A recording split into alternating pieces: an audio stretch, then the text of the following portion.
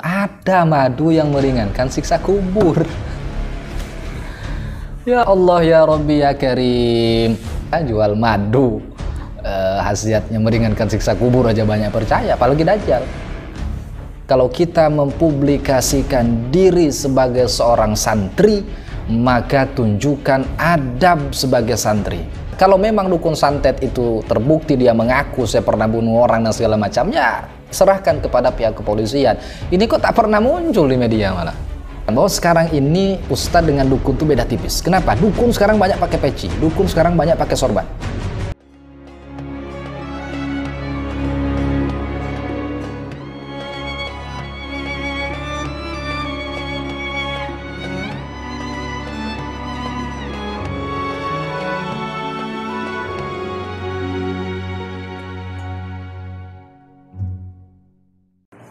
Assalamualaikum warahmatullahi wabarakatuh. Hamdan wa syukran lillah, salatan wa salaman ala rasulillah sayyidina wa maulana Muhammad ibn Abdillah wa ala alihi wa ashabihi wa mawala amma ba'du. Dulur baraya sahabat azkia yang luar biasa, pada kesempatan video ini kami ingin membahas salah satu channel yang lumayan rame di pasar Indonesia, digandrungi oleh masyarakat di berbagai wilayah, tapi di dalamnya ada unsur-unsur perusakan nama baik santri. Kemudian ada pembodohan, kebohongan. Nah, ini yang luar biasanya. Artinya apa? Sesuatu yang di dalamnya ada kebohongan, maka tidak akan ada keberkahan. Yaitu channel Ki Mercon. Beliau ini orang Banten ya, kalau tidak salah. Jadi masih suku Sunda sama dengan saya. Baik, supaya tidak lama kita simak, kita cek siapa sebenarnya beliau. Ya, oke. Pertama, ya, kita perhatikan baik-baik. Ki Mercon adalah seorang santri pemberantas dukun santet, kemusyrikan, dukun licik, pemburu setan, pembongkar uang gaib, dan ahli hikmah. Oh, ini lucu, pemburu setan.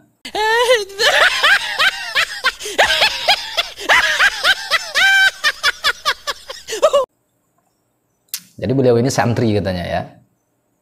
Dan beliau ini adalah pemburu setan. Wah, luar biasa sekali ya. Berarti kalau pemburu setan, kalau ada orang-orang yang maksiat, tinggal setannya dikejar, aman, selesai.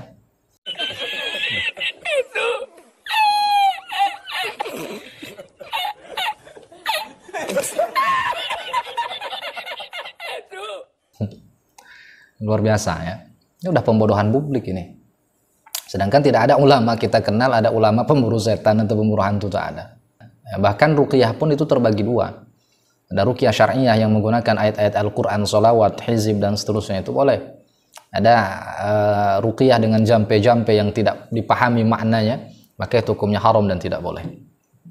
Ya, jadi beliau ini adalah katanya seorang santri. Ini yang hal pertama yang ingin saya kritik ya. Mempublikasi bahwa kita adalah seorang santri ya sah-sah saja, boleh-boleh saja. Tapi mohonlah, ya, dimohon dengan sangat kepada Ki Mercon dan kepada siapapun, kalau kita mempublikasikan diri sebagai seorang santri, maka tunjukkan adab sebagai santri.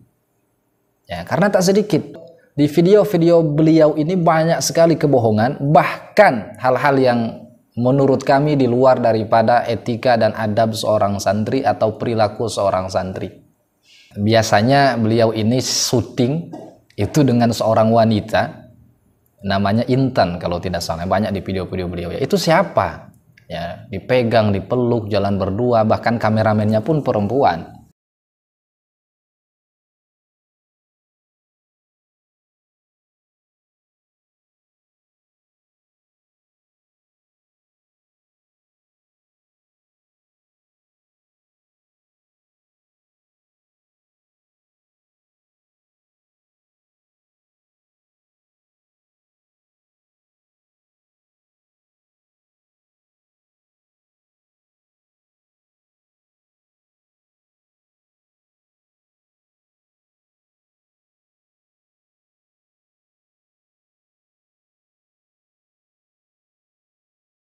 Nah, apakah ini melambangkan atau menunjukkan seorang santri? Tidak. Jadi tolonglah copotlah kata-kata santri itu. Ya. Yang tidak layak kata santri itu disandangkan kepada orang yang berbuat seperti itu.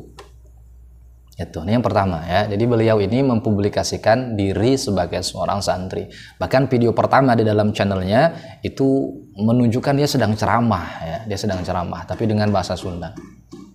Itu yang pertama. Oke. Kita lanjut lagi. Selain dikenal sebagai penceramah, Ki Mercon juga aktif berantas dukun santet, kemusyrikan dan pejuang tangguh. Nah, jadi beliau ini santri dan juga penceramah ya. Itu oke. Ki Mercon juga sebagai ahli pengobatan non medis. Oke, ahli pengobatan non medis ini dua macam ya. Ada ruqyah syar'iyah, ya ruqyah lah. Kemudian ada perdukunan atau di dalam kitab Risalah Ahlussunnah wal Jamaah karya Hadratus Syekh Kyai Haji Hashim Asy'ari itu disebutkan bahwa kelompok perdukunan ini atau kebatinannya disebut dengan kelompok Bahai, yaitu aliran sesat yang tersebar di Indonesia. Yang biasanya itu menunjukkan kesaktian, bisa berjalan di atas air, bisa terbang, dibacok tak mempan, dan lain-lain. Kemudian, segala permasalahan kehidupan diselesaikan olehnya. Nah, ini terlalu berlebihan rasa-rasanya ya. Segala permasalahan kehidupan diselesaikan olehnya. Artinya kalau begitu tidak akan ada orang yang punya masalah. Bodoh amat ah. Makanya teringat dengan salah satu ceramah Kyai Haji Zaiduddin MZ almarhum ya. Ghafarallahu dzunubahu wa nafa'allahu bitirkati wa aslih bi auladi. Beliau menyebutkan bahwa sekarang ini ustadz dengan dukun itu beda tipis. Kenapa? Dukun sekarang banyak pakai peci, dukun sekarang banyak pakai sorban. Kemudian termasuk ingin naik derajat wibawa, lancar usaha, kekebalan, sengketa tanah, dililit hutang dan lain-lain. Oh, ini segala macam permasalahan hidup ya. Dukun dengan ustadz itu ya beda tipis sekarang. Susah membedakan. Tuh cukup pakai peci tinggi seperti saya ini, ya, ada jenggotnya lumayan sedikit, bisa baca Al-Quran walaupun salah-salah. Dah dipanggil ustaz sekarang, bisa ceramah, ada mental, bisa sekarang jadi ustaz. Padahal ilmu tak ada. Kemudian selanjutnya, sudah 20 dukun santet taubat dan diberi sarung, kopiah dan kemeja oleh Ki Mercon. Wah, ini luar biasa, 20 dukun santet taubat. Cuma yang saya bingung ya, karena channel pemberantas dukun santet ini bukan satu, bukan cuma beliau saja, tapi banyak. Tapi yang saya bingung, kenapa kok tidak muncul di berita-berita? Ya, bahkan live streaming loh, ada kekerasan sampai keluar darah. Tapi kenapa kok tidak ada beritanya? Padahal kita tahu media itu sangat senang mencari berita-berita seperti ini ya. Tapi kok tak muncul? Ini kan tindak kekerasan. Kalau memang dukun santet itu terbukti dia mengaku saya pernah bunuh orang dan segala macam, ya serahkan kepada pihak kepolisian. Ini kok tak pernah muncul di media malah. Itu heran ya. Agak aneh sebenarnya gitu. Tapi ya begitulah ya Indonesia. Selanjutnya Ki Mercon orang yang sangat sederhana. Kalau orang menilai Ki Mercon orang yang sederhana itu ya mungkin penilaian mereka ya. Tapi kalau kita sendiri yang bilang saya adalah orang yang sederhana, wallahu alam ya. Ya silahkan nilai sendiri gitu. Bagaimana? Karena takabur sombong itu, riya itu hanya ada dalam hati. Jadi kita tidak bisa menilai. Terkadang ada orang yang luarnya itu takabur tapi sebenarnya tawadu. Ada yang sebaliknya. Dia di luarnya itu nampak tawadu ya, nampak tawadu tapi di dalamnya takabur. Itu kita tidak tahu ya. Nah, kemudian yang lucu dan aneh, nggak habis pikir ya, masih juga banyak orang Indonesia yang dibodohi gitu. Ya, kita lihat ini di dalam salah satu video beliau ya.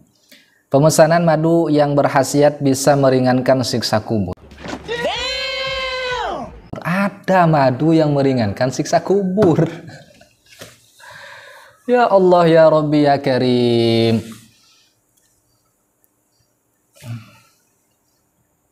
Bingung saya nyampaikannya ya. Ada madu yang bisa meringankan siksa kubur. Ki Mercon. Dan masyarakat ini masih banyak juga yang dibodohi. Ya Allah ya Rabbi. Pesan kami khusus kepada para santri dan juga santriwati, janganlah tenggelam di dalam ilmu-ilmu yang semacam inilah ya. Fokuslah belajar nahwu shorof, belajar hadis, belajar tafsir, belajar fiqih, belajar tauhid, belajar tasawuf dan seterusnya.